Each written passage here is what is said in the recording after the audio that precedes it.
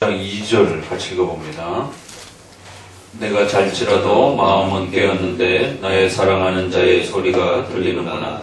문을 두드려 이르기를 나의 누이 나의 사랑 나의 비둘기 나의 완전한 자여 문 열어두고 내 머리에는 이슬이 내 머리털에는 밤 이슬이 가득하였다 하는구나. 베드로전서 3장을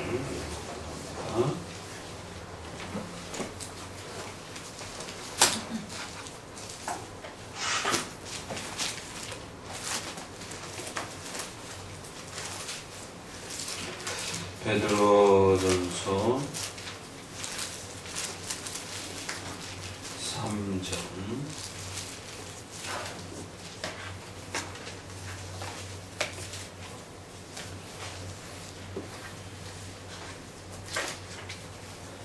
1절부터 읽어보도록 합니다.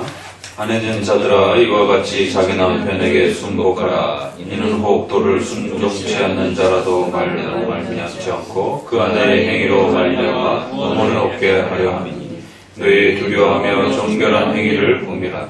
너희 단장은 머리를 꾸미고 금을 차고 아름다운 옷을 입는 외모로 하지 말고 오직 마음에 숨은 사람을 외우려 하고 안전한 심령에 썩지 아니할 것으로 하라.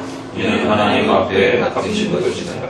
전에 하나님께 소망을 두었던 거룩한 부녀들도 이와 같이 자기 남편에게 순복함으로 자기를 단정하였나니 사라가 정같이 너희가 선을 행하고 아무 두려운 일에도 놀라지 아니하므로 그의 딸이 되었느니라. 남편 된 자들아 이와 같이 지식을 따라 너희 아내와 동거하고 저는 더 연약한 그릇이요 또 생명의 은혜를 유혹으로 함께 받을 자로 알아 귀히 여기라. 이는 너희 여기다가 막히지 아니하게 하려 함이라. 아가서 5장은 아가서 전체 내용 중에 특별히 솔로몬과 그 술람미 여인의 갈등을 독특하게 묘사하고 있습니다. 그래서 그 남녀의 부부의 그러한 그 갈등과 아픔과 또 그 관계가 소원해지고 멀어지는 그러한 위기들을 소개하고 있습니다.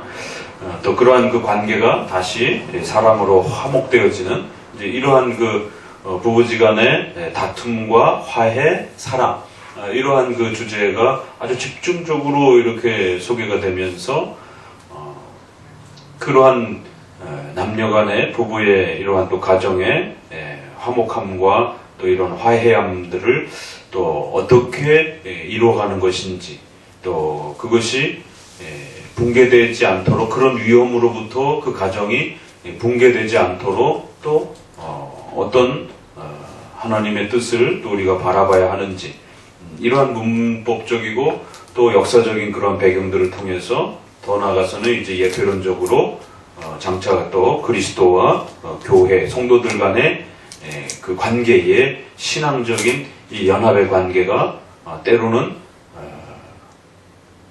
신자의 나태함과 게으름에 의해서 또 소원해지기도 하고 또 그 열정과 소망들이 사그러들기도 하고 메마를 나가기도 하고 또 상당한 그 어려움에 또 처하기도 하는 그리고 또 그러한 틈을 통해서 사탄의 또 이러한 방해가 또 들어와서 그리스도와 성도와의 신앙적 이 친밀함들이 상당히 위기를 겪게 되는 그럴 때에 또 어떤 방식으로 그 위기들을 극복하고 또 회복해 나가는 것인가. 그래서 끊임없이 그 인격적 연합들을 어떻게 잘 지속해 가는 것인가. 이런 그 부분으로 또 이렇게 더 나아갈 수 있는 것입니다. 그래서 1차적으로는 부부간에 일어나는 트러블과 갈등, 싸움, 다툼 이런 부분들이 주로 어떤 부분들에서 발생이 되어지고 또 그런 부분들을 잘 이렇게 또 보호하기 위해서는 남편과 아내됨이 어떤 방식으로서 그 갈등들을 풀어가야 될 것인가 이제 이런 부분들을 잘 들여다보셔야 됩니다.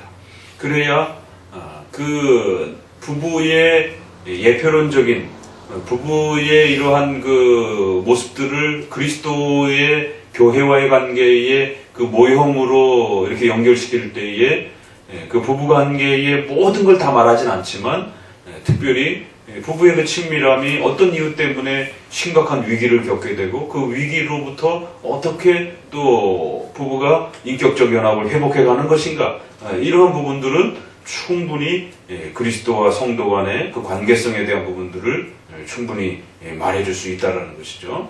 그리고 더불어서 그러한 그리스도와 교회와의 모형적인 그러한 신앙적 목표뿐만 아니라 문법적 역사적으로 가르치고 있는 또 그러한 부부의 또 결혼과 가정의 또 이러한 위기와 어려움들을 어떻게 또 극복해 나갈 것인가에 대한 또 중요한 또 하나의 그 울타리들을 우리가 배우게 됩니다. 그래서 지난번에는 이제 고린도전서 7장 말씀이 신약에서 결혼과 관련된 아주 중요한 대표적인 말씀입니다. 그리고 이제 우리가 결론쯤에 가서는 에베소서 5장을 결혼식 때 많이 아주 대표적으로 읽는 에베소서 5장, 결국 아가서의 최종적 그 목표점이 되는 그리스도와의 교회와 그 관계성을 그냥 부부의 그 연결성 속에서 동시적으로 이렇게 표현하고 있는 그 에베소서 말씀의 또 이러한 부분들을 최종적으로 보게 될 것입니다. 이제 그 전까지는 이렇게 신약 구약을 전체적으로 충분히 이렇게 들여다보는 것입니다. 그럴 때 고린도전서 7장도 부부간에 일어나는 아주 다양한 그러한 갈등과 또 어려움, 또 그런 부분들을 어떻게 풀어갈 것인지, 또 이런 부분들에 있어서 또 결혼과 관련해서 또 부부의 관계와 관련해서 또 부부에 있어서 뗄래야 뗄 수 없는 성에 대한 문제에 있어서 또 그러한 다양한 문제들이 어떻게 가정이라고 하는 이 틀 안에서 아주 중요한 요소로서 이루어져 가야 되는 것인가를 들여다봤습니다. 그러면 그러한 요소들이 문자대로 그대로 그리스도와 성도로 대입되는 건 아니에요. 그렇지만 가정이라고 하는 그 하나님의 목적, 또 그 가정을 이루어가기 위하여 한 남자와 한 여자라고 하는 그 대상, 그리고 그 대상들이 합법적인 결혼식이라고 하는 중요한 하나님의 또 그러한 창조적 질서의 그 형식들을 통해서 부부가 되고, 그 부부가 되는 과정 속에서 전이나 후 모두가 또 순결이라고 하는 고유한 또 그러한 가치들을 지켜내는 것, 이러한 것들은, 이 순결의 문제는 그리스도와 성도에 있어서 신앙의 순결이라고 하는 거하고 그냥 바로 다이렉트로 그냥 넘어가도 아무런 거리낌이 없을 정도로 그렇게 매치가 연결이 되죠. 그러니까 이 요소 하나하나의 부분들은 가정과 결혼이라고 하는 이 소중한 관계를 유지하는 중요한 하나의 틀과 울타리의 모습들을 보게 되는 거예요. 그러면 그 내용들은 1대1 대치가 그대로 연결은 안 된다 할지라도 모형론적으로 충분히 그리스도와 성도가 인격적으로 연합하는, 이건 본성적인 연합도 아니고 삼위와 관계처럼 본성적인 연합도 아니고, 그렇다고 해서 남녀가 남남도 아니고 아주 독특한 그러한 두 개체인데도 불구하고 한 몸, 한 육체, 한 인간이라고 이렇게 표현을 하면서 하나됨을 이렇게 묘사하는 이제 이러한 그 원리에 있어서는 1대1 그러한 그 연결은 아니라 할지라도 충분히 결혼을 유지하는 이러한 중요한 그 인격적 연합을 연결시키는 중요한 요소들의 부분들, 또 그리고 그리스도와 성도가 인격적으로 연합되어지는 이 신비로운 그러한 그 구성 요소들이 상당히 모형론적으로 충분히 매치될 수 있다는 것이. 그러면 결혼에 있어서 부부지간에 그러한 여러 가지 결혼을 만들어가는 핵심적 요소들, 또 그 결혼을 파괴하게 되는 위험한 그러한 도전들, 그 앞부분에서 우리가 그 힌트를 봤잖아요. 포도원을 허는 여우를 잡으라라고. 그러니까 그것은 예표론적으로 넘어가게 되면 거짓 교사들이 성도들을 잘못된 교리로 가르쳐서 성도들을 엄청나게 혼란을 신앙에 혼란을 주고 교회라고 하는 전체의 이 질서가 붕괴되어지는, 포도원이 망가지는 이러한 부분으로 충분히 매치가 돼요. 그랬을 때에 부부지간에 있어서 부부지간의 이 친밀함을 깨는 중요하고 또 아주 독소의 이러한 부분들은 과연 무엇인가? 또 이런 부분들을 충분히 또 우리가 헤아려 보면서 그러한 부분들이 신의에 대한 문제, 또 서로에 대한 책임에 대한 문제, 또 서로에 대한 사랑에 대한 문제, 서로의 순결에 대한 유지에 대한 문제, 이런 부분들은 그대로 또 이렇게 모형론적으로 그 포도원에 있어서 여우가 그리스도와 성도의 관계를 훼손시키려고 할 때 신의에 대한 문제, 책임에 대한 문제, 순결에 대한 문제, 이름만 바꾸면 그대로 다 매치가 돼요. 여기는 성적인 또 인격적인 순결이지만 이쪽은 교리적 순결로 바꾸기만 하게 되면 그대로 다 매치가 된단 말이에요. 그러니까 그만큼 여러분들이 아가서를 문법적, 역사적 부분에 있어서 충분히 읽어내셔야 된다는 거예요.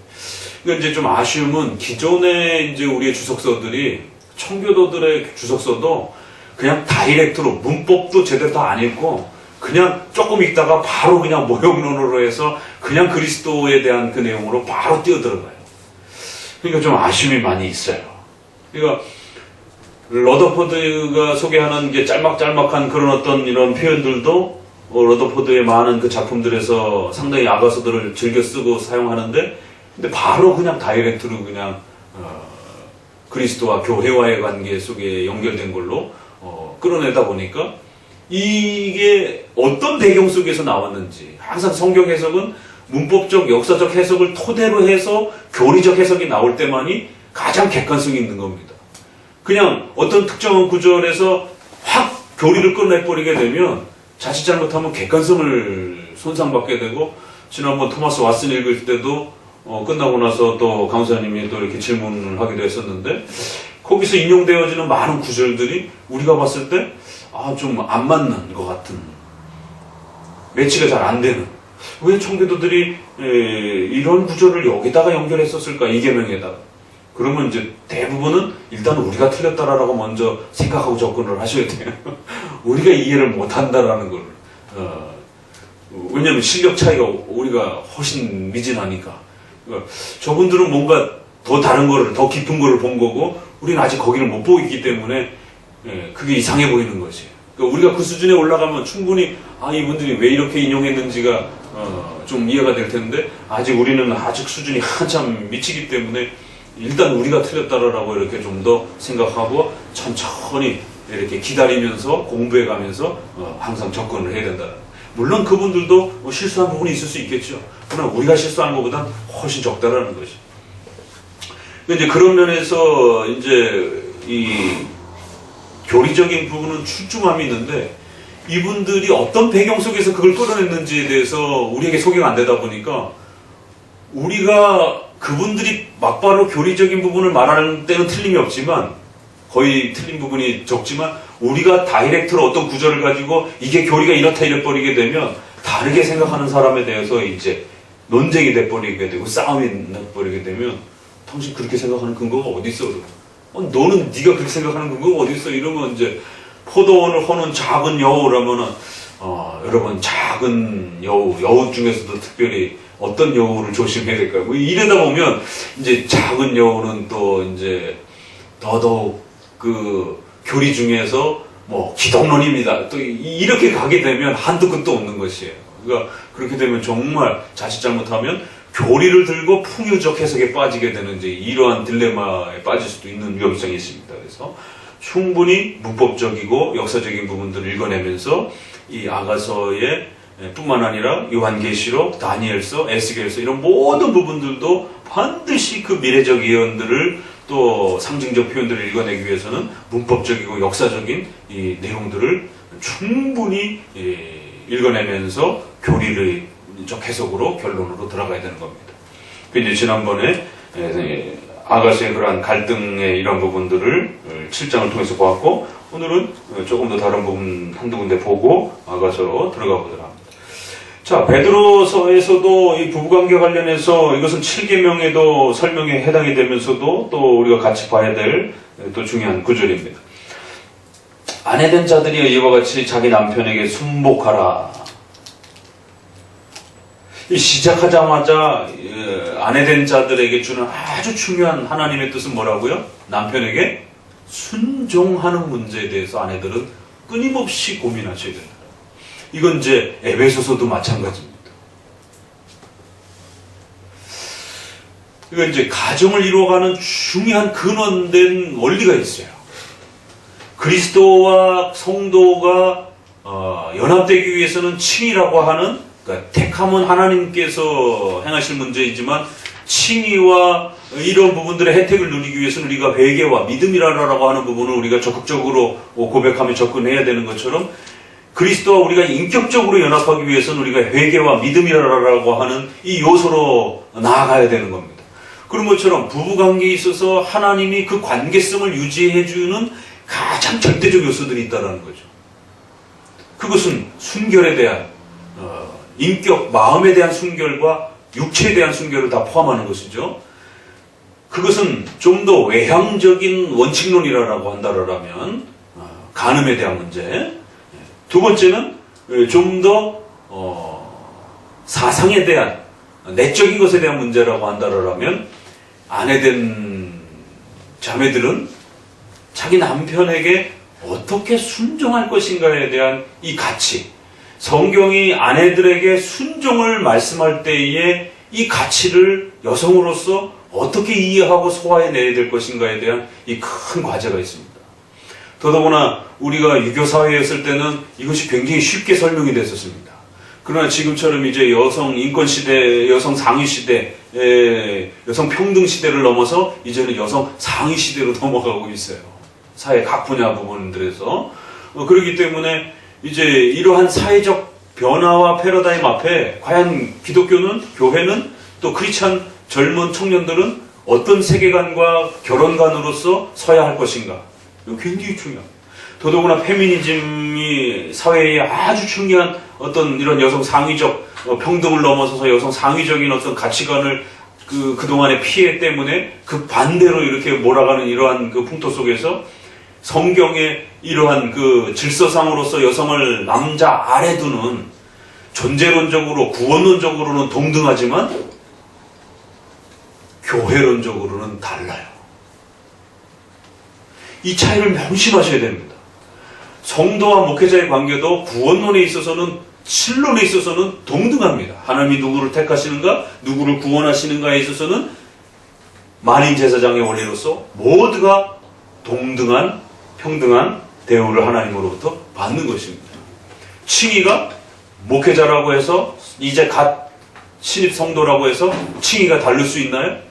목회자는 더 완벽한 칭의를 해주고 성도는 절반 정도의 칭의를 해주고, 이게 전형적인 알미니안주의의 칭의론입니다. 유보적 칭의론, 단계적 칭의론, 계급적 칭의론. 그러나 우리 장로교 칭의론은 뭐예요? 누구든지 주 예수 그리스도의 이름을 부르고 믿는 자들에게는 그 칭의가 선언되면 그 단 이례적으로 완벽하게, 완전하게 칭의가 이루어지는 것이. 그렇지만 성화에는 분명히 차이가 있는 겁니다. 목사와 장로가 평생토록 하나님을 섬긴 자로서의 그 성화된 그 그릇과 이제 갓 교회 나오기 시작한 성도의 성화의 그릇은 어마어마한 차이가 나는 겁니다. 그건 분명히 차이가 있는 거고 정도가 있는 것이고, 그건 분명히 서로의 앞서거니 뒤서거니의 차이가 분명히 있는 것이죠. 그러니까 그런 면에서 남녀의 질서도 그렇고 목회자와 성도의 질서에 있어서 교회의 지도자라고 하는 이 질서에 있어서 지도의 문제는 교회론적으로 분명히 다르다는 거예요. 그래서 교회에 있어서는 여성을 지도 그룹으로서 하나님이 허락하지 않으셨다라는 거예요. 그것은 또 가정으로 돌아가서도 여전히 가정에 있어서 가정도 작은 사회단체의 하나의 조직이 되기 때문에 부부지간에도 또 자녀를 두었을 때 가정 안에서 누가 리더 역할을 할 것인지에 대한 질서에 대한 부분에 있어서는 반드시 하나님이 요구하시는 요소가 있다는 거예요. 그 조직과 그 사회를 유지하기 위한 하나님의 창조적 목적이요 뜻이었다는 것이죠. 그걸 왜 그렇게 정하셨어요? 그거 우리 몰라요. 그거는 그냥 하나님이 기뻐하셨다라고 창세기 1장에 그렇게 말씀하시는 것이죠. 왜 여성을 먼저 창조하시고 남자를 나중에 창조 안 하셨습니까? 그건 모르는 거죠. 우리가 그냥 우리가 태어나 보니까 우리가 남녀를 선택해서 태어날 수 없듯이, 내가 어느 가정에 태어날 걸 내가 선택할 수 없듯이, 그건 하나님이 가장 기뻐하심 속에서 그렇게 정하신 질서라는 거죠. 그러면 결국 국가를 유지하기 위한 요소가 있는 것처럼 가정과 결혼을 유지하기 위한 핵심적 요소가 있고 교회를 유지하기 위한 요소들이 있는 것입니다. 그리고 그 교회가 교회답기 위하여 그리스도와 신자가 하나 되어 연합되어지는 그러한 또 질서의 요소들이 있는 것이. 그러면 가정으로서 가정의 요소가 되기 위해서는 반드시 여성들에게 이 순종에 대한 문제를 어떻게 우리 크리스천 자매들이 장로교 신앙으로서, 장로교 보수적 신앙, 개혁주의 신앙만이 5계명에 입각하여 이 순종의 문제, 여성으로서의 순종의 문제를 가르치지, 지금 다 무너졌잖아요. 여성 한수가 다 들어와 버려가지고.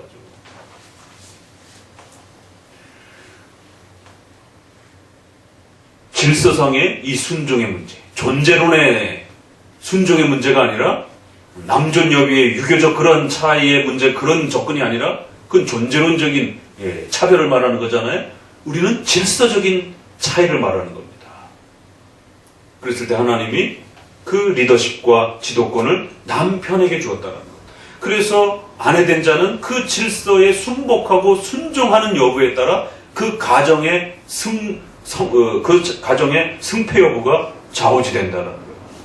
자녀들이 부모에게 순종하느냐 못하느냐는 그 가정이 견고하게 튼실한 가정으로 서느냐 못 서느냐의 승부가 갈립니다. 이건 명심하셔야 돼요. 교회가 교회답기 위해서는 성도들이 그리스도가 세워주신 그리스도를 머리로 해서 교회를 운영한다라고 하는, 그래서 그 교회의 머리 대신 그리스도는 하나님의 말씀으로 지배하시고 그 말씀은 또 교회법으로 구체화되어진다라고 하는. 그랬을 때 그 말씀과 교회법에서는 목사와 장로를 리더십으로 세우고 모든 백성들이 순종하도록 요구하신다. 그리고 그 당회와 장로들은 모든 그 판단을 하나님의 말씀과 교회법에 순종하도록 요구하신다. 이런 모든 체계의 질서 안에서 하나님이 순종을 요구하셨을 때에 이 질서 체계가 무너지면 그 교회는 다 무너지는 겁니다. 이런 원리를 이렇게 연관관계 속에서 보여주는 겁니다. 그러면 가정이 가정답게 세워지기 위해서 그 얘기 거꾸로 돌리면 왜 가정에 수많은 갈등과 이혼과 위기를 겪는가? 이 문제가 깨트려지기 때문에 그래요. 첫 번째는 간음에 대한 문제. 부부가 순결에, 육체의 순결, 몸과 영혼의 순결에 대한 문제를 지키지 않을 때 그 가정은 그냥 곤두박질 치는 겁니다. 그냥. 그런 것처럼 또 하나의 내적인 요소는 이 하나님이 세워주신 창조적 질서 체계가 무너지게 되면 그 가정은 회복할 방법이 없어요. 발을 시킨다고 이런 수련회라든가 무슨 센터에 가가지고 발을 시키고 또 상담을 받는다고 해서 해결될 문제가 아니에요. 잠깐은 회복될 수 있지만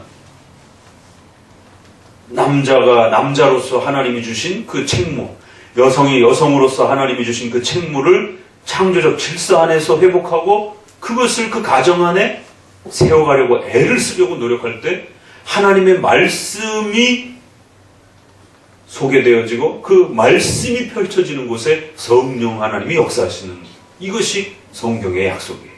하나님의 말씀의 원리가 그 가정 안에 전혀 활동되어지지 않는데 성령의 역사가 지배되어진고 역사되어진다? 꿈도 꾸지 마세요.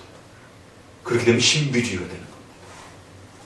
하나님의 말씀이 가르쳐지고 그 말씀이 교육되어지고 그 말씀에 따라 그 가정을 운영하려고 애를 쓰고 노력할 때에 성령 하나님이 그 말씀을 따라 순종하려고 애를 쓰는 그 부부의 마음속에 역사가 일어나고 내적 조명이 일어나면서 그 가정을 회복시켜가는 역사가 일어나는 거예요. 그러면 여성들에게 있어서 그 가정을 깨는 작은 그 여우, 포도원을 깨트리는 그 여우와 같은 그런 악한 마음들의, 악한 요소들의 첫 번째는 순종에 대한 문제. 순종하셔야 돼요. 남편의 권위에, 남편의 지도와 리더십에 순종하셔야 됩니다. 아멘? 적극적으로 아멘을 하시는데 이건 꼭 되뇌이셔야 됩니다. 결국 아가서의 그 사랑하고 그렇게 좋아하고 그렇게 달콤하고 감미롭게 그 침대와 침실에서 신혼방에서 그 아름다움을 고백했던 두 남녀가 그렇게 좋아서 결혼해놓고 왜 이제 신혼생활을 시작하면서 티격태격 싸우냔 말이에요. 그리고는 이제 한 1년, 2년 지나서는 사니 못 사니 그러고 있냔 말이에요.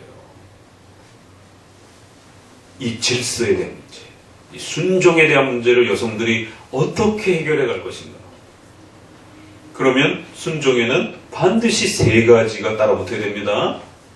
막연한 순종이 아니라 적어도 일반 은총과 특별 은총 속에서 우리가 들여다보면 순종이라고 했을 때는 뭘 순종하라라고 하나님이 요구하시는 것이냐면 세 가지 정도로 정리된다는 거예요. 첫 번째, 결정권, 의사결정권. 부부지간에 또 자식들과 관련해서 자녀들과 어떤 의논을 결정을 할 때에 최종적 결정. 서로 의논하고 협의할 수 있어요. 그러나 갈등이 생기고 어떤 합의점이 이루지 못하면 최종적으로는 남편이 결정하는 것을 따라주셔야 됩니다. 이게 참 멋있는 원리예요. 순종은 강제로 강요시키는 그런 무지막지한 폭력적 순종을 말하는 건 아닙니다. 일상 원리 속에서는 서로가 충분히 협의하고 자녀들하고도 충분히 협의하고 논의하고 들어보고 그 의사들을 존중하면서 여러 내용들을 조합해서 가장으로서 리더십을 가지고 결정하는 것이. 그러나 또 자녀들끼리의 의견도 갈릴 수가 있고 자녀와 부모지간의 의견이 갈릴 수도 있고 또 부부지간의 의견이 갈릴 수도 있잖아요. 그럴 때는 어떤 결정을 내려야 됩니까? 그럴 때는 최종적으로 남편이 어떠한 결정을 내리든지 그 리더십을 발휘해서 자신의 가정에 가장 좋은 방식으로 결정을 내리셔야 되는 거죠. 이게 장로 정치로 교회 안으로 그대로 들어와도 또 역시 마찬가지입니다. 그러니까 이러한 하나님이 세워주신 창조적 질서의 원리를 배우지 못하면 인간 사회는 붕괴되어 버립니다. 이게 특별원청으로도 또 넘어오게 되면 교회적 질서도 붕괴되어지는 겁니다. 하나님은 우주가 어떤 원리 속에서 어떤 그 힘에 의해서 이 거대한 그 질량을 가진 이런 그 어마어마한 무게들이 그 허허 공간에, 이 텅 빈 공간에 떠 있는 것도 신기하고 그 떠 있는 것들이 끊임없이 움직이면서 활동하고 있는 그 질서 체계가 있단 말이에요. 그 어마어마한 별들이 만약에 그 질서 체계를 무시한다라면 서로 부딪히고 우주가 난리가 날 거예요. 생존 자체가 불가능한 겁니다. 우주에도 그런 질서가 있는 것처럼 남녀와 결혼의 질서, 교회의 질서에서도 하나님이 세워주는 창조적 질서가 있다는 겁니다. 또 십계명적인 특별원청적인 질서에 원리되는 것이 의사결정권, 그 다음에 자녀가 생기게 되면 훈육권, 치리권. 이 교회도 마찬가지잖아요. 부부지간에 싸울 때 저희도 이렇게 돌이켜보면 부부 사이에는 그렇게 나쁘지 않는데 자녀들을 훈육하는 과정 속에서 부부가 굉장히 많이 싸워요. 세계관이 서로, 교육관이 서로 다릅니다. 요즘에 그 TV에서 나오는 그 무슨 제주도 그 살인사건 오늘도 조금 보니까 유독 그 자녀에 대해서는 굉장히 민감하고 아주 자녀에 대해서는 아주 올인하는 듯한 그 살인한 여성이 그래서 자기 자식에게는 아주 최고의 그래갖고 그 신상 공개하고 그럴 때도 금지해서 자기 자녀한테 공개된다라고 거기 그것 때문에 오히려 가처분 금지, 공개 금지를 신청했다라고 할 정도로 자기 자녀에 대해서 굉장히 아주 끔찍한 이게 한국 엄마들의 어떤 전형적인 그 교육열이잖아요. 그러다 보니까 가장 많이 싸우는 게 또 이 경우이기도 합니다. 정말 살벌할 정도로 싸우게 됩니다. 자녀가 아직 양육을 해보지 않은 젊은 미혼과 이런 분들은 그게 왜 그렇게 싸움이 되는지 이해가 안 되지만 이제 자녀를 양육해가는 과정 속에서 특별히 유교 문화라고 하는 이 한국 사회의 이 독특한 교육열, 전 세계 1위에 해당이 되는 이 독특한 교육열과 또 각각 개인의 또 이러한 그 욕망과 맞물리면서 교육에 대한 가치관에 따라 대하여 어마어마한 충돌이 벌어진다. 그러니까 이제 엄마가 막 야단치면 애들이 아빠한테 도움을 요청하면서 이렇게 저걸 해요. 이제 이런 부분들이 웬만큼 조금 이제 아이들이 습득을 하게 되면 아빠가 야단치는 건 아무렇지도 않게 생각합니다. 왜? 엄마가 야단치는 게 가장 무섭다라는 걸 아이들이 본능적으로 이제 생존적으로 터득하게 됩니다. 그러면 자연적으로 아이들은 엄마 눈치를 보게 되고 모든 의사결정에 엄마의 어떤 결정의 목소리를 입에서 나오는 소리를 귀 기울이게 돼 있어요. 그러면 이제 부부지간에 싸우면서 남편이 아내에게 왜 그렇게 훈계하느냐라고 막 그러면 당신은 관여하지 말라라. 늘 싸우는 이야기들을 보게 되면 너네 집안은 응? 이런 이야기들. 그 다음에 또 당신은 몰라도 돼. 남편이 교육에 대해서 이렇게 너무 지나치게 간섭하고 그럴 때 아내들이 늘 하는 말이 트러블을 일으키는 그 말. 냅두라고. 내가 알아서 할 테니까. 남편이 아이의 교육에 관여하지 못하도록 이렇게 밀어내는 이런 부분들. 우리 문화에서 이제 누굴 닮아서 저렇게 공부를 못하는 건지 이런 부분들이 이게 유교 문화 속에서 이제 이렇게 그 양반 노비 문화에 대한 이후에 이 두 번의 전쟁과 어려움을 겪으면서 신분의 이러한 그 차이에 대한 엄청난 고통 속에서 사회가 이렇게 아직 그 문화 속에 있다 보니까 생존에 대한 이런 아주 그 아픔들이 아직도 여전히 그래서 뭔가 그 교육에서 뒤처지게 되면 그 사회로부터 낙오가 되어지는 그러다 보니까 이제 그것이 욕으로 바뀌게 되는 누굴 닮아서 저렇게 공부를 못하고 저러는가 이런 부분에 대해서 그럴 때 그게 상대방의 네 애비를 닮아서 뭐 네 아버지를 닮아서 그렇게 공부를 못하든지 이런 것이 욕이 되는 그러니까 치리권에 대한 훈육권에 있어서 아내가 남편과 같은 가치관으로 아이들을 야단치면 괜찮아요. 엄마한테 야단을 맞다가 아빠한테 갔어요. 더 야단을 맞아요. 같은 주제로. 그러면 아이들이 이거 하면 안 되는구나 이렇게 가치관을 형성을 하게 돼요. 근데 엄마가 야단을 치는데 아빠한테 가니까 괜찮아 이래요. 그럼 어느 게 맞는 말이지? 이렇게 혼동해요 처음에. 그런데 아빠가 나중에 엄마한테 져요. 그러면 엄마 말이 맞구나. 엄마 가치관이 맞구나. 이렇게 가치관이 형성이 되는 겁니다. 그래서 부모가 교육관에 있어서 가치관이 일치되어 있지 않으면 애들이 어려서 10대 때까지가 거의 다 가치관이 형성이 됩니다. 그때의 아이들이 누구 가치관이 옳은 건지에 대해서 계속 끊임없이 갈등하게 되면 엄청난 가치관의 혼성이 일어납니다. 컨닝을 해서 점수를 잘 받아왔어요. 엄마가 박수를 치고 막 짜장면을 사주고 치킨을 사주고 막 용돈도 주고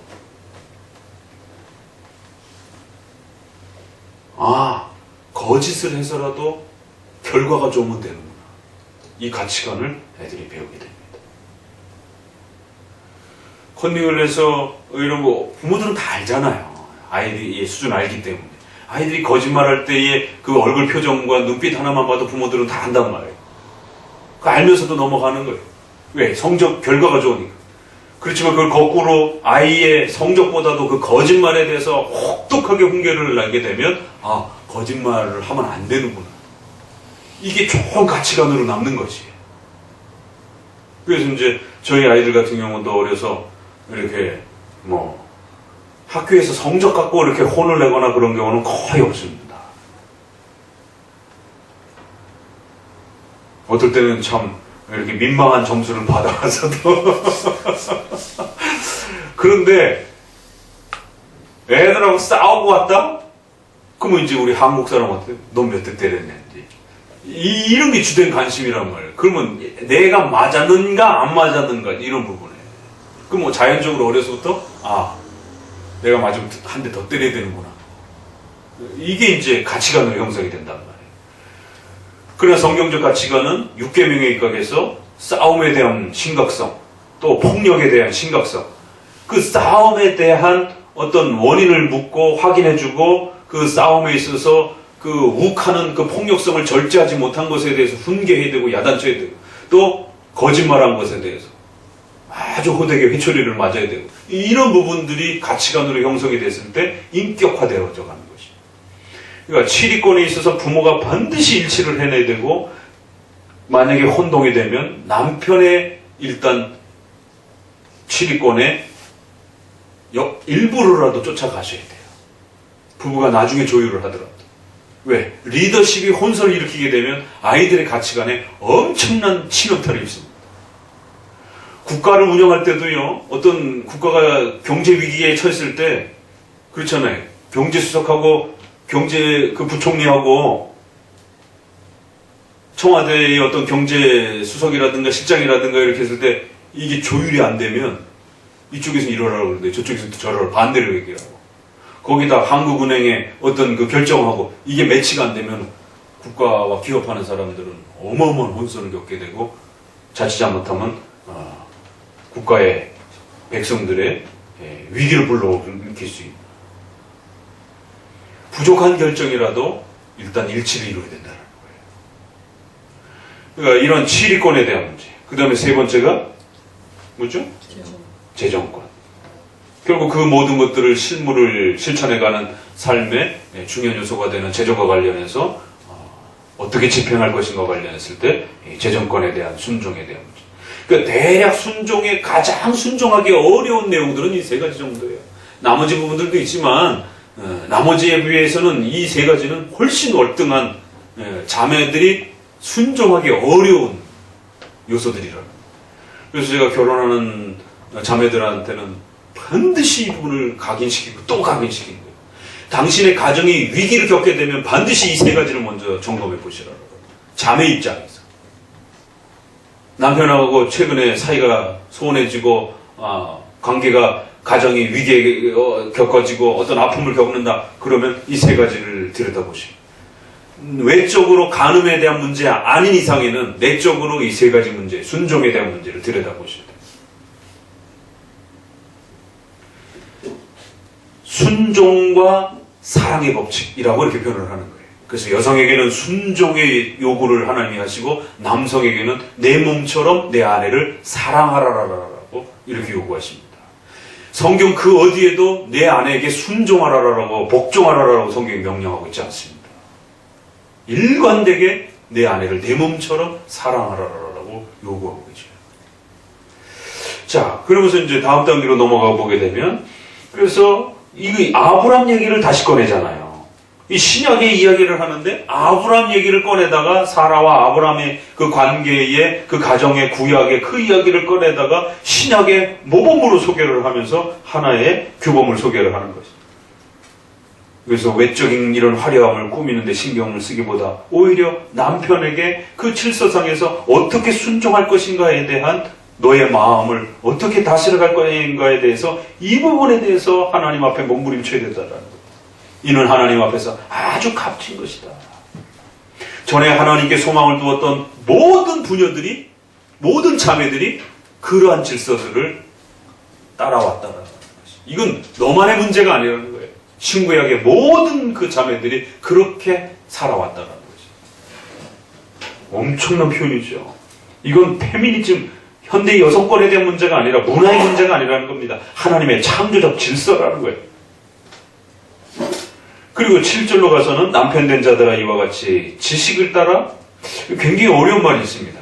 지식을 따라 아내와 동거하고. 첫 번째 절, 왜 아내를 이렇게 표현을 할까요? 남편에게 하는 충고를 어떻게 하나님 남편에게 충고를 하냐면 지식을 따라 동거하라는 것이. 이제 우리 번역의 동거, 또 그 다음에 분방하지 말라, 방을 나누지 말라, 이런 부분들은 다 부부의 이러한 1차적으로는 부부의 육체적 그러한 관계들을 전제하는 표현들입니다. 물론 그것만 말하고 있는 건 아니지만 분명히 성에 대한, 부부의 성에 대한 부분들을 아주 중요한 전제로 깔고 가는 것이에요. 방을 나눠 쓰지 말고 항상 한 이불 덮고 우리 속담에 부부가 아무리 부부싸움을 했을지라도 한 이불 덮고 자라라라고 갑방 쓰지 말라라라고 그런 표현하고 아주 비슷한 거죠. 그래 지식을 따라서 아내와 동거하고 첫 번째 문장. 두 번째는 저는 더 연약한 그릇이요 또 생명의 은혜를 유업으로 함께 받을 자임을 알으라는 것이. 그래서 귀히 여기라는 겁니다. 그러니까 베드로서에서는 귀히 여기라 이렇게 되어 있어요. 그러나 다른 에베소서라든가 이런 데서는 내 몸처럼 사랑하라 라고 이렇게 표현됩니다. 여기는 그 표현을 아주 시적인 형태로 비유적으로 깨질 연약한 그릇처럼 아주 소중하고 귀하게 아내를 다뤄야 된다는 거예요. 아내의 감성은 굉장히 이렇게 다릅니다. 그래서 남자들이 여자의 말을 잘 못 알아듣는다 그러잖아요. 왜냐면 언어적으로 여성들은 굉장히 풍성한 언어들을 쓰다 보니까. 자, 그럼 사랑에 있어서를 생각해 봅시다. 사랑에 있어서도 몇 가지 요소가 따라 붙겠죠? 남편이 아내를 사랑하라 라고 말하잖아요. 그러면 사랑을 할 때에 어떻게 사랑해야 되는 것인가? 유교적인 문화 속에서 유교적으로 그렇게 어른들한테 어려서 남존 여비 개념으로 우리 한국 남자들은 자랐습니다. 그런데다가 군대 문화까지 들어와 버렸어요. 그러니까 아주 상명하복의 그러한 인식 개념이 굉장히 강합니다. 그걸 사랑이라 생각하면 큰일 나는 것이에요. 아내를 부하 다루듯이 이거 해, 저거 해, 밥 해, 청소해. 요즘에는 하나 더 붙었죠. 남자들이 아내들한테 요구하는 거.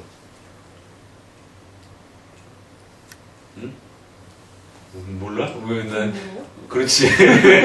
일해! 요즘에는 아내들도 맞벌이 하라고. 그러니까 그런 걸 사랑이라 생각하면 안 되는 거죠. 성경에서 말하는 사랑의 개념을 또 정리해 봐야 되는 것이. 첫 번째, 여성으로서 그 여성을 보호하고 지키는 것이. 남자가 힘이 더욱 강하기 때문에 육체적으로, 본성적으로 남성의 신체가 훨씬 더 강하기 때문에 여성을 위험과 생존의 어려움으로부터 보호해줘야 되는 것이에요.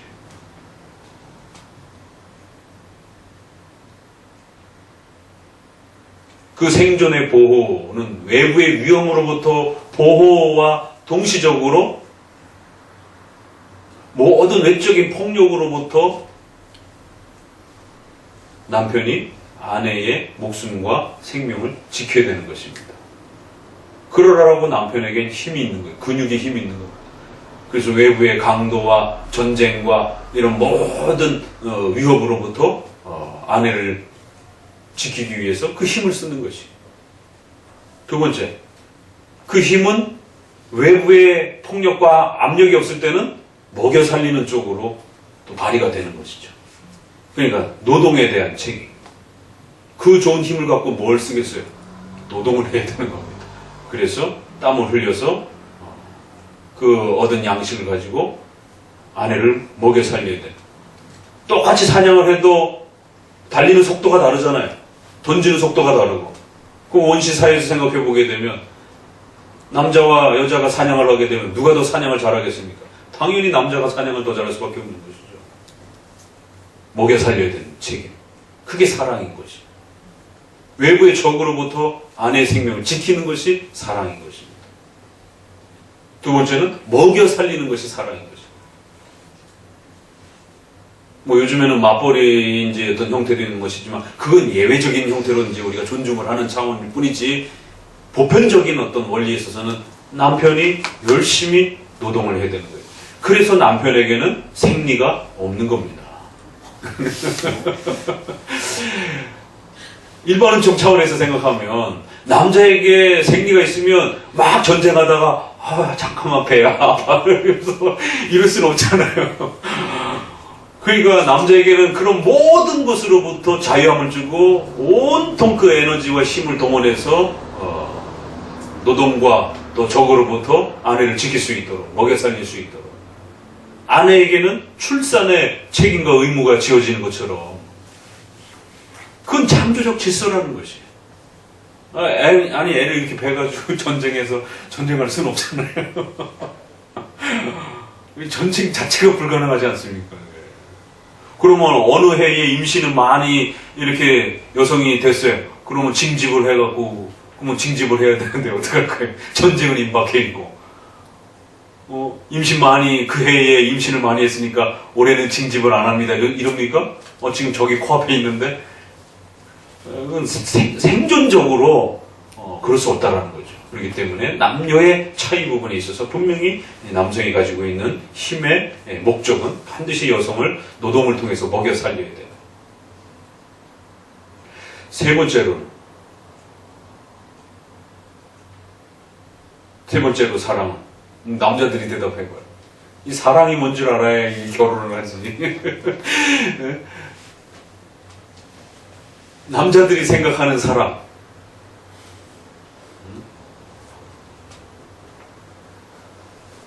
이거 맞춰야 장가 가는데. 응? 뭐라고? 우리 공부?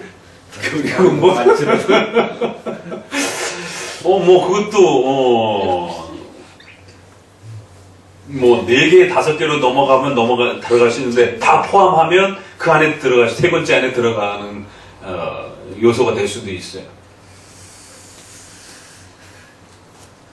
그니까 장가 못 가네. 자, 다른 부분. 뭐, 한 30점은 될 수 있어. 30점, 40점은. 아주 틀린 건 아니니까. 그 안에 있는 거예요.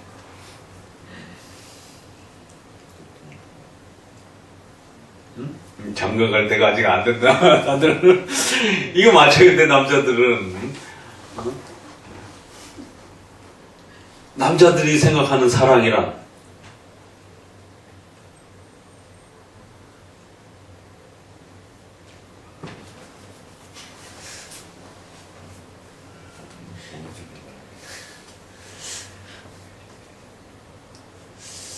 여자들이 생각하는 사랑하고 남자들이 생각하는 사랑하고 좀 많이 차이가 있어요.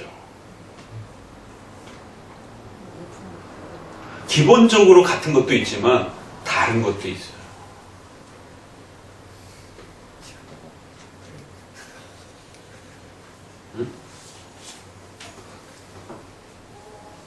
리더십이 되어줘야 되니까 당연히 교육에 대한 가정을 바르게 신앙으로 리더하고 이끌고 공적 예배로 자녀와 아내들을 참여하도록 일을 이렇게 해야 되고 남편의 과한 엄중한 명령이 주의를 못 지키게 한다든가 이런 모든 부분들에 대해서 손상을 입히면 안 되죠.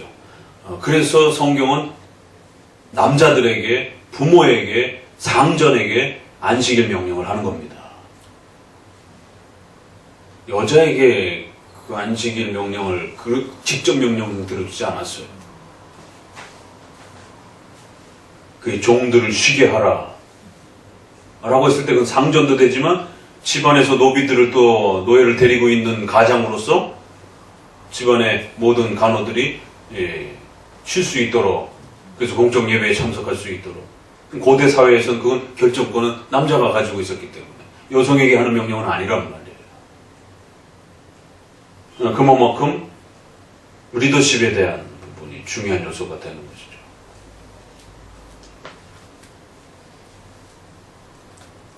다른 부분들. 이거 점수를 많이 주면 한 40점까지, 50점까지도 줄 수 있어요. 그럼 나머지 하나 또 뭐가 있겠어요? 이 마지막 부분을 2개 정도로 치게 되면 그 하나가 그 리더십에 대한 문제, 포괄해서 리더십에 대한 문제인 거고 남편이 리더십을 잘 발휘를 해줘야 되는 것이 책임감 있게 그 자신의 결정과 리더십에 의해서 괜히 빚보증 쓰고 그랬다가 집안 식구들이 다 길거리로 나앉게 되는 이런 일도 벌어질 수도 있는 것이고 그러니까 리더십을 잘 결정하셔야 되는 것이 또 하나 우리 남자들 대답해야 되는데 이거. 남자가 생각하는 사랑, 하나님이 남자에게 주신 이 아내를 사랑하라라고 했을 때 인내. 있네? 인내라는 이 결혼 날짜 좀 미루라 되겠는데 이 아내 될 사람을 어떻게 사랑해야 될지 지금 응? 응?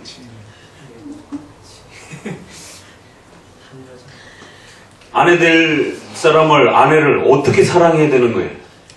디모데 밥만 잘 먹여주면 되는 거예요? 외부의 적으로부터 보호했고 밥을 양식을 공급해줬고 먹여주고 지켜주고. 끝이야?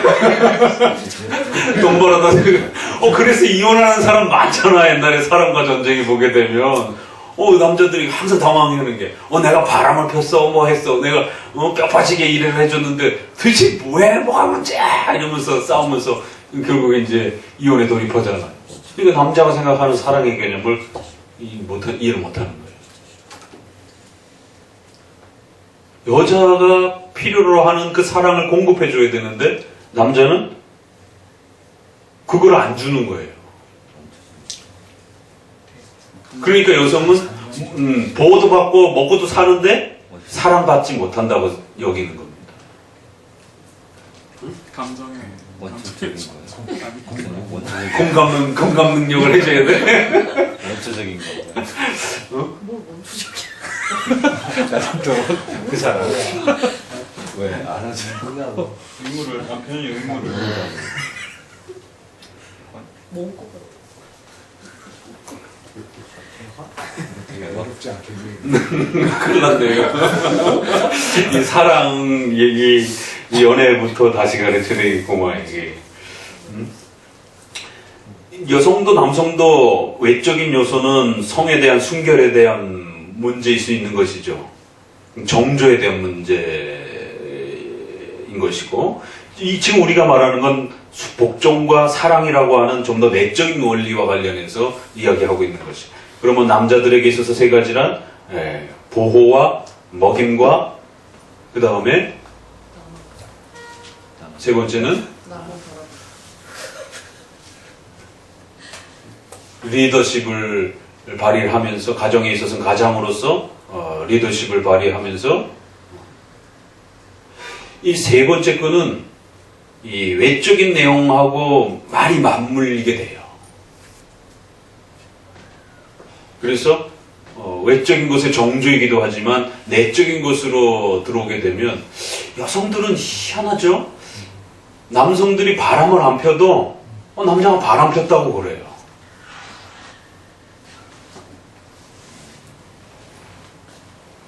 그래서 여성들이 아내들이 소외감을 느끼게 된단 말이에요.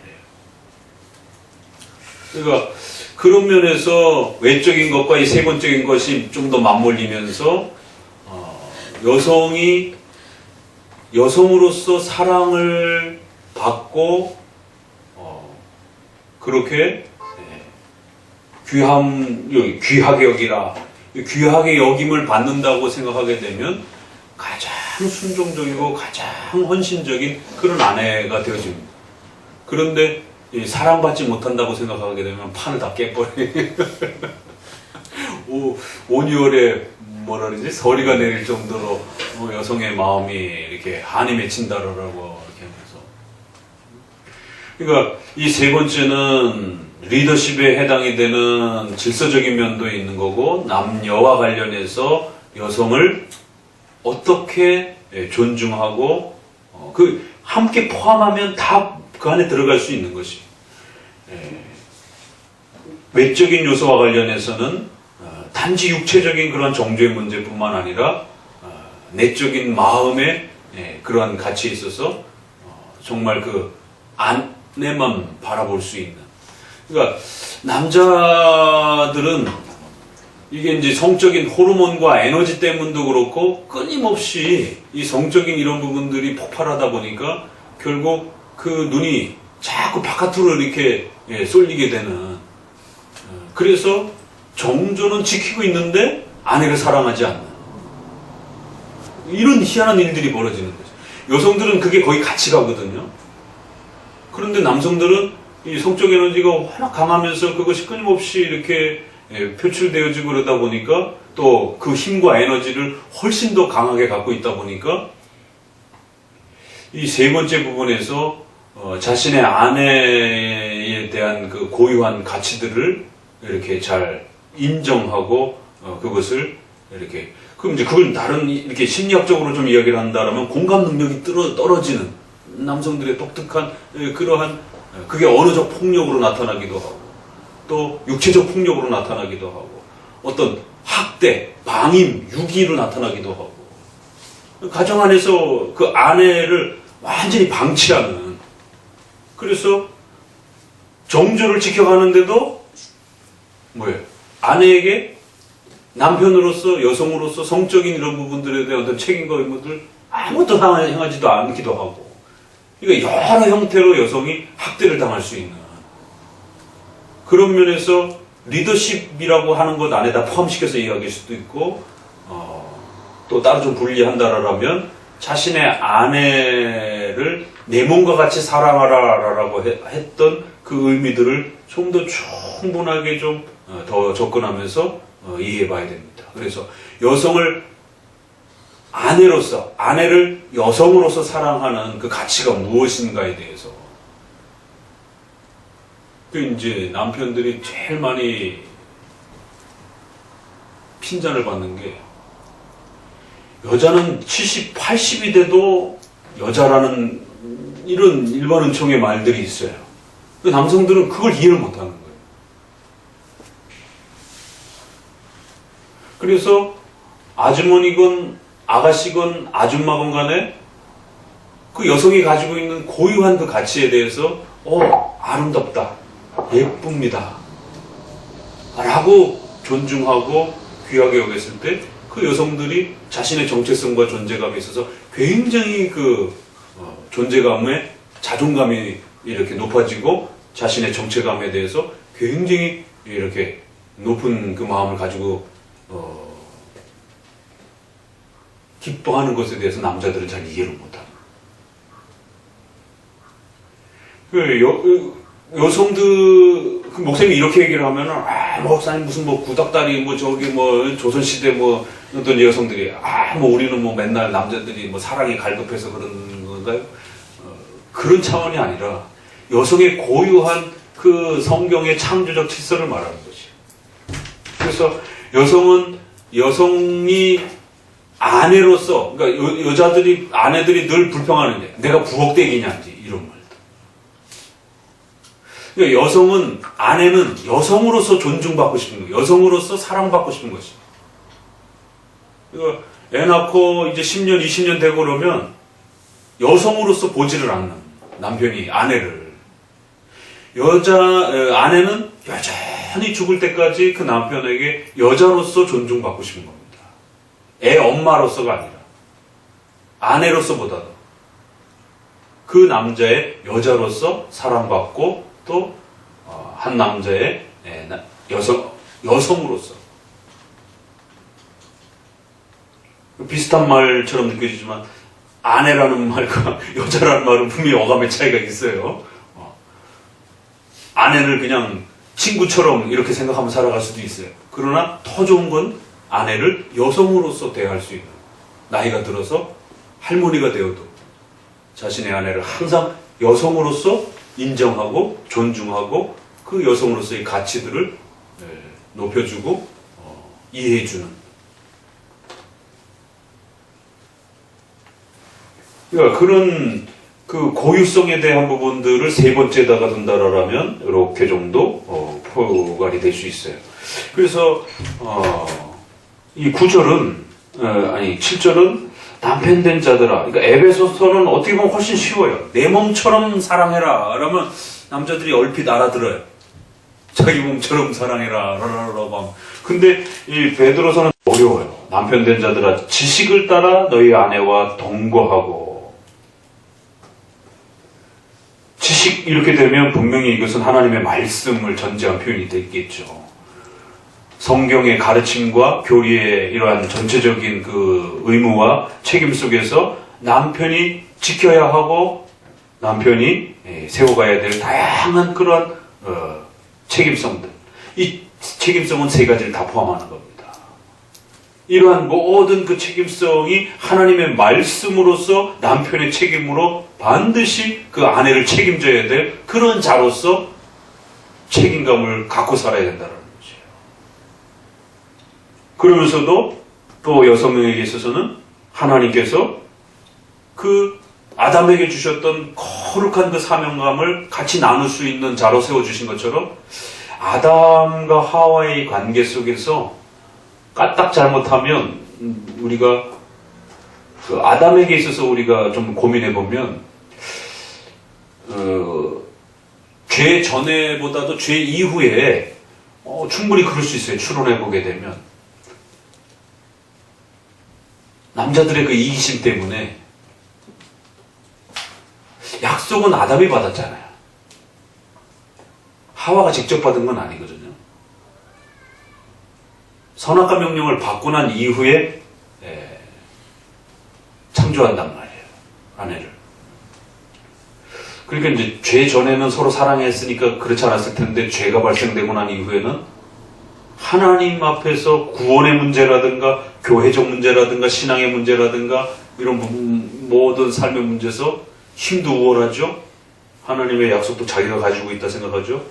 그럼 이제 굉장히 이제 그 폭력적인 그런 행태들이 충분히 자칫잘못하면 아담에게 일어날 수 있는. 그래서 아내된 자들에게 아주 이렇게 폭력적인 그러한 육체적 폭력뿐만 아니라 정서적 그런 폭력까지 아내를 이렇게 학대할 수 있는 충분한 그런 이 가정 안에서의 문제가 고려되는 겁니다. 그래서 본문에서는 생명의 유업을 아담뿐만 아니라 하와도 같이 포함해서 하나님이 인격적 존재로서 그렇게 구원의 교회의 신앙의 이 어마어마한 유업들을 함께 세워준 것으로서 그러한 신앙적 가치에 있어서도 남편은 아내를 존중해야 되고 또 아주 연약한 그러한 그것은 육체적으로도 연약하고 또 여성이 임신이라든가 또 이런 상황에 돌입하게 되면 더 연약해지는 상태에 있게 되는 것이고 또 여성이 매달 이렇게 생리 주기에 이렇게 돌입하게 되면 또 정서적으로 또 육체적으로도 굉장히 연약한 그래서 사회에서도 그 생리 휴가를 줄 정도로 사회제도도 여성에 대한 그런 신체적 특성과 정서적 특성을 고려해 주는 것이에요. 하물며 집안에 아내된 그 사람의 연약함의 그 모습들을 외적으로도 내적으로도 충분히 고려해 줘야 된다. 연약한 그릇으로 여기고 아주 귀히 여기라는 거죠. 자, 베드로서가 말하는 이런 이제 남녀의 성경이 말하는 중요한 원칙론적인 요소들을 보면서 우리가 이런 요소들이 깨지게 되면, 이런 요소들이 방해를 받게 되면 항상 위기가 찾아오게 됩니다. 그러니까 많은 부부들이 왜 우리 집안은 이런 갈등을 겪죠? 목사님, 이거 어떻게 해결해야 되죠? 이렇게 이제 상담을 해옵니다. 그러면 목회자는 항상 5계명과 7계명을 기준으로 해서 엑스레이를 점검하는 거죠. 이게 삐뚤어져 있으면, 그러니까 제일 첫 번째는 1계명부터 4계명. 1계명부터 4계명이 문제가 없는데 뭐가 가정에 어려움이 해결이 안 돼요. 그러면 우선적으로 5계명하고 7계명 안에서 들여다봐야 돼요. 그러면 요 남자에게서 3가지, 여자에게서 3가지가 순종과 복종에 대한 그 질서 원리가 아주 중요한 갈등의 요소로 들어옵니다. 자, 아가서로 이제 넘어가 봅시다. 이제 그런 과정을 거칠 때에 부부간에서도 이렇게 중요한 기초적 질서와 원리가 있는 것처럼 그리스도와 성도와 교회와 관계에 있어서도 그 관계를 유지하는 아주 중요한 원리적 요소와 틀들이 또 함께 구성이 되는 것입니다. 그래서 그러한 부분들이 소홀해지거나 그런 부분들이 깨트려지게 되면 당장 은혜의 수단으로 세워주신 은혜의 수단들이 게을러지게 되면 성도들은 영적인 이 메마름에 돌입하는 것처럼. 자, 어떤 이유 때문인지 모르지만 바로 그 갈등이 그냥 소개가 됩니다. 아가서는 앞뒤 전후 설명이 없이 그냥 바로 그냥 그 장면들이 바뀌어져 갑니다. 내가 잘지라도 마음에 깨었는데 나의 사랑하는 자의 소리가 들리는구나. 문을 두드려 이르기를 나의 누이 나의 사랑 나의 비둘기 나의 완전한 자야. 문을 열어다오. 어떤 이유인지 모르겠지만 아내가 문을 확 걸어 잠그고 남편이 못 들어오도록 그렇게 갈등을 일으키고 있는 것을 보게 됩니다. 밤새도록 기다린 것 같아요. 내 머리털에는 밤 이슬이 가득 맞았다 이러면서. 야, 어떻게 밤새도록 바깥에 세우는 거예요. 문 열어달라고 그러는데도 안 열어주는 것이. 싸움이 지금 보통 싸움이 난 게 아니에요. 엄청난 싸움이 일어났기 때문에 문도 안 열어주고 토라져가지고 갈등을 일으키고 있습니다. 3절에 내가 옷을 벗었으니 어찌 다시 입겠으며 내가 발을 씻었으니 어찌 다시 더럽히냐마는 나의 사랑하는 자가 문틈으로 손을 들이밀매 내 마음이 통하여서. 자, 3절 여성이 뭐라래? 내가 옷을 벗었으니 이제 잠자리에 다 들어갔는데 아이 옷을 주섬주섬 입고 나올래니 귀찮다라는 것이다. 그럼 벌써 이제 이것은 교회로 넘어가게 되면은 신자들의 신앙의 나태함과 게으름으로 확 바뀔 수 있는 것이죠. 그런데 이 본문의 문맥적 부분에 있어서 문자적 역사적 부분에 있어서는 또 여성이 자신의 신랑에 대해서 아주 강하게 밀어내고 있는 이런 모습들을 보면서 신랑이 와서 그렇게 밤새도록 요구하고 있는데도 불구하고 요청하는데도 불구하고 잠자리 이미 다 들었기 때문에 귀찮아서 안 열어주겠다라고 하는 아주 강한 그런 거부의 의지를 표현할 정도로 이렇게 표현됩니다. 신자가 신앙이 나태해지고 게으러지게 되면 그리스도께서 우리의 심령에 다시 은혜의 충만함을 부어주시기 위해서 우리의 마음을 놓고 하시는 그러한 회개와 믿음을 촉구하는 그런 모습으로도 충분히 연결될 수 있어요. 요한계시록에 보게 되면 그리스도께서 바깥에서 문을 두드린다 이렇게 표현하잖아요.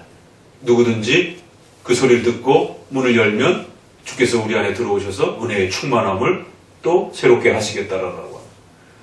왜냐하면 인격적으로 대우하시기 때문에 그 문을 깨부시고 들어와서 은혜를 주시는 게 아니란 말이에요.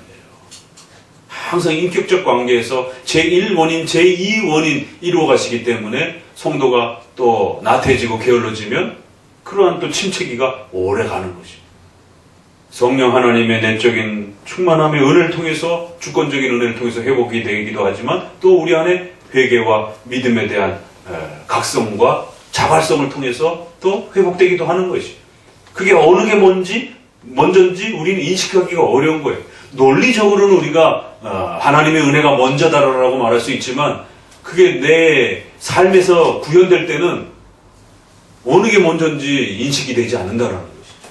그래서 성도가 나태해지는 상황 속에서 또 때로는 그리스도께서 바깥에서 성령 하나님께서 바깥에서 우리에게 은혜를 주시려고 해도 또 우리 스스로가 각성하지 않고 나태해짐으로 그 상태가 오래 머물러 버리는 이런 부분으로 충분히 또 끌어낼 수도 있는 것이. 자, 그러면서 이제 나의 사랑하는 자를 위하여 문을 열 때에 몰약이 내 손에서 몰약집이 내 손가락에서 문빗장에 들리는구나 이러면서 어느 정도로 바깥에서 신랑이 두들겼느냐면 문틈으로 손을 쏙 집어넣는 것이. 그러니까 이제 우리 지금 문 같으면 생각하기 조금 어렵지만 고대 근동의 문을 생각하면 우리 조선시대의 창호지 문 같은 거 생각하면 이해가 되는 거예요. 문을 팍 부시고 문 열으라고 이런 모습을 재현해내는 것이. 그러니까 이제 토라져 있다가 그제서야 이제 아내 된 자가 마음이 조금 바뀌어서 내 마음이 통하였구나. 마음이 이제 움직인 거야.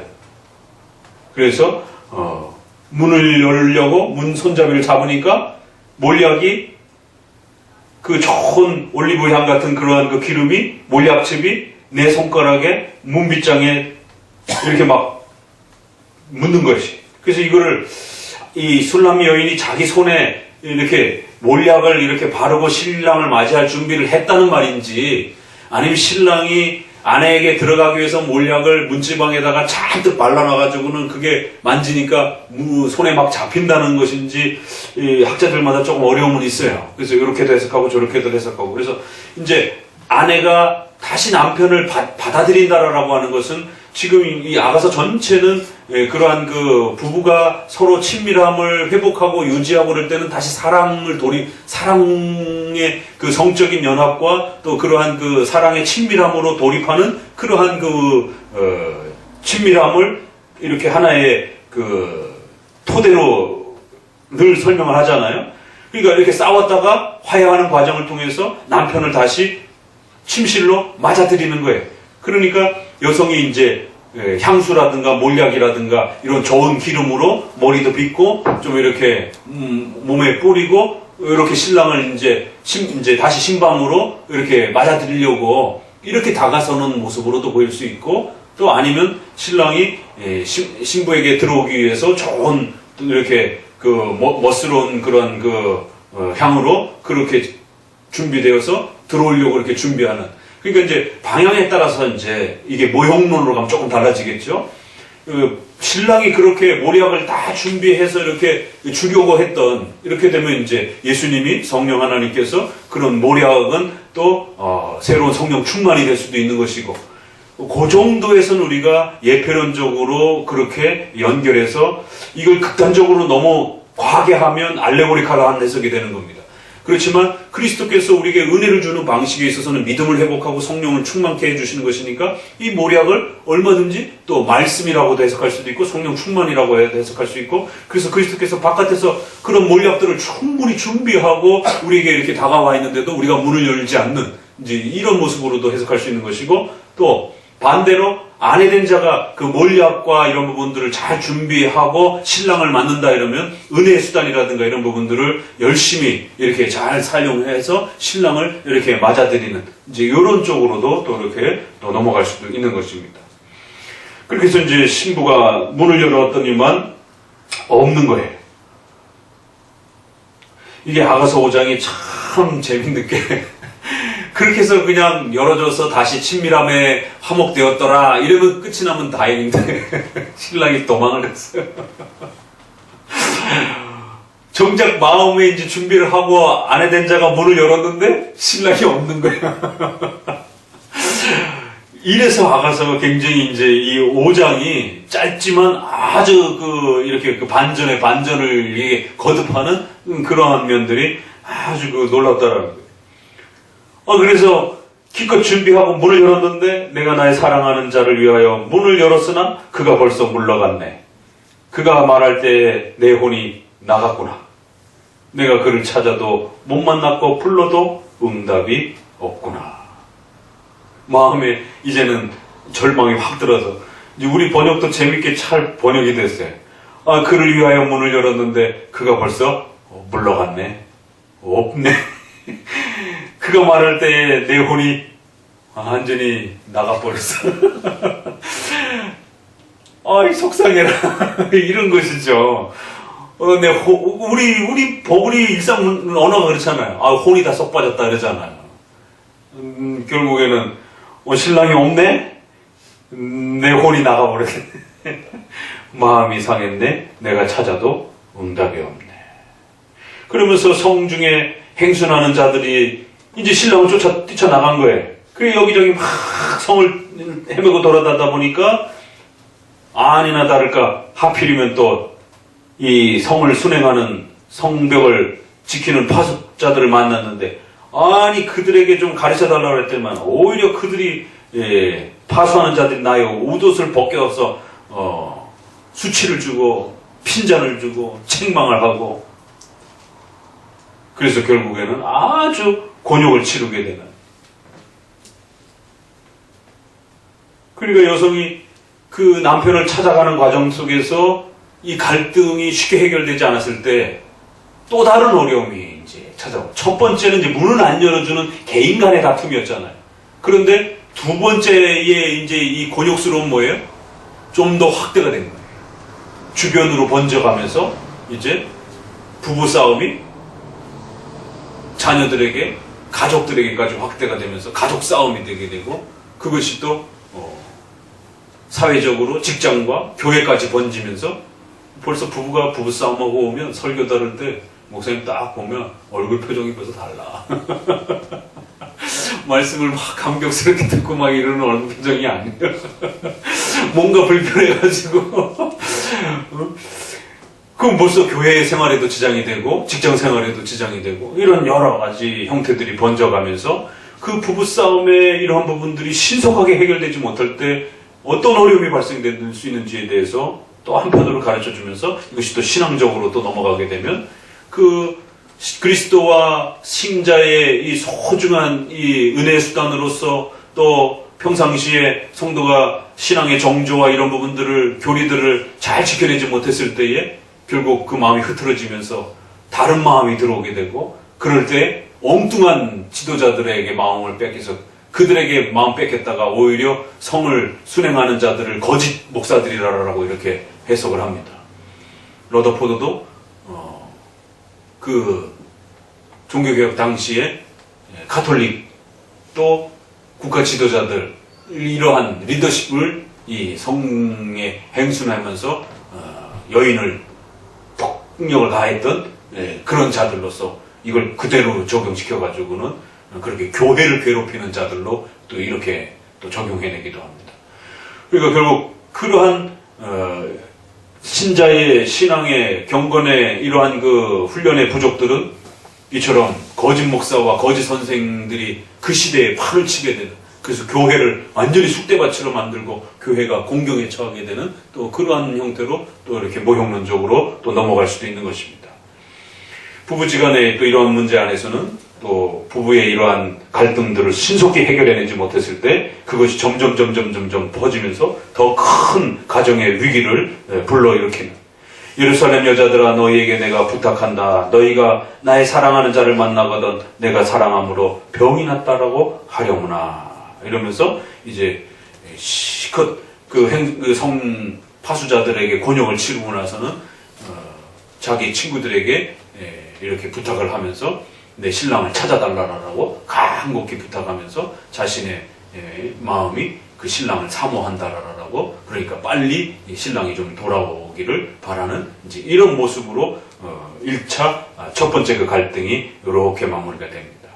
그럼 이 정도에 있어서 우리가 교리적으로 연결해 가면 충분히 또 그렇게 신자와 그리스도와의 이 관계에 있어서 은혜의 수단이라고 하는 이러한 질서 속에서 또 하나님이 세워주신 교회라고 하는 그런 질서 속에서 이것이 잘 유지가 되지 못했을 때에 성도가 어떤 위기를 겪을 수 있는지, 그 성도의 1차 위기를 성도가 하나님 안에서도 잘 회복하지 못하게 되면 2차 위기로 번져버리게 되는, 그렇게 되면 또 단순한 신앙의 이러한 그 미흡함의 문제를 넘어서서 개인의 어떤 재정적 또 질병과 생존의 위기, 또 가정의 위기, 사회적 직장의 이런 위기로 번져나가는 또 이러한 심각한 위기로 확대되어져 갈 수도 있는 것입니다. 그래서 이런 부분에 있어서 충분히 이 아가서 5장은 갈등에 대한 이 문제들, 그래서 인격적 연합으로서 부부간의 이러한 그 갈등도 그러한 요소들이 망가질 때에 갈등이 찾아오는 것처럼 그리스도와 신자와의 이 인격적 연합도 그 인격적 연합을 구성하고 유지하는, 그래서 말씀이 우리를 낳고 성례가 우리를 신앙을 강화시킨다라고 말씀하시는 것처럼 신앙을 만들고 유지하는 원리들이 존재하잖아요. 그러니까 이런 부분들을 잘 지켜내지 못했을 때 신자와 그리스도의 관계는 심각한 또 위기에 또 처하기도 하는, 이렇게 또 우리가 얼마든지 또 모형론적으로 또 연결해서 확대도 할 수 있는 것입니다. 오늘은 특별히 그 갈등 부분에 있어서 베드로서와 연결해서 보았던 세 가지, 남자한테 세 가지, 여성한테 세 가지 꼭 기억해 두셔야 됩니다. 이 5장은 위기에 대한 대처에 대한 부분들을 가르치는 부분이라서 좀 더 부부와 관련해서, 교회와 관련해서 천천히 조금 더 상세하게 이렇게 여러분에게 소개를 해드리고 있습니다. 아가서 언제 또 하겠어요? 일부러 좀 목사님이 아가서 좀 충분하게 하고 있습니다. 그러니까 아가서의 이런 그 내용들을 통해서 신앙적인 부분도 배워가지만 특별히 신앙적인 부분은 다른 부분에도 많이 있어요. 그렇잖아요, 그죠? 뭐 이런 문해의 수단 이야기 뭐 이런 것들은 다른 부분에도 많이 있으니까 충분히 우리가 들을 수 있지만 그거를 기초로 하는 문법적, 역사적 해석에 있어서의 부부라고 하는 결혼 안에서 부부의 이 내용에 대해서는 우리가 아가서만큼 성경 전체 중에서 아가서만큼 이렇게 풍족하게 들을 수 있는 데가 없습니다. 그래서 아주 구체적인 신뢰적인 그런 부분들을 들어가면서 구체적으로 결혼에 이르는 과정, 또 결혼하기 위해서 또 부부 결혼하고 난 이후에 부부 사이에 또 찾아오는 그런 갈등과 위기가 주로 어떤 부분에서 또 이렇게 올 수 있는지까지도 이렇게 좀 더 다양하게 확대해가면서 성경 전체 안에서 아가서를 좀 더 여러분의 풍성하게 맛볼 수 있도록 그렇게 좀 시도해보고 있습니다. 목사님도 좀 상당히 어려워요. 다른 부분은 추경할 때마다 보다. 왜냐면 청교도들은 이렇게 바로 그냥 교리로 넘어가다 보니까 그러한 그 자료들을 이렇게 도움받을 수 있는 부분들이 상당히 부족하고 이러다 보니까 최대한 우리 쪽 자료 안에서 찾아가면서 또 목사님도 거기에 또 새롭게 살을 붙여서 시도도 해보면서 또 이렇게 해보는 겁니다. 그래서 이제 이러한 자료들을 또 다른 목사님들이 또 이렇게 들어보시고 여기에다 또 살을 붙여서 또 자기들 나름대로 보수주의 안에서 이 부분을 또 이렇게 확대해서 또 시도해 보실 수도 있는 것이고 그런 부분에 대해서 이렇게 천천히 좀 나가는 중에 특별히 5장은 조금 더 공을 들여서 하고 있습니다. 기도합니다. 하나님 감사합니다. 오늘도 귀한 말씀들